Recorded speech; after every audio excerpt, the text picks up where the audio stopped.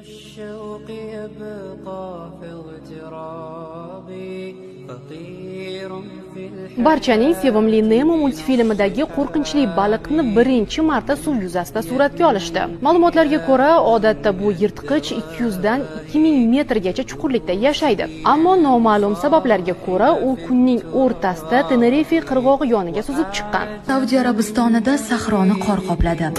Saudiya Arabistoni shimolidagi Al-Jafr hududida qor va do'l yog'di. Ma'lum qilinishicha, yomg'ir va do'ldan keyin qor yog'gan.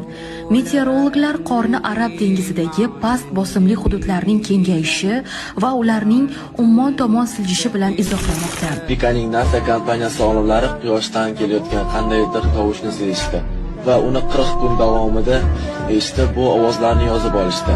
Bu ovozlarni uzoq tahlil qilib, uni tezlashtirib eshitib ko'rsa, bu ovozlar arab tilida javob berasizlar degan ma'noni anglatar ekan.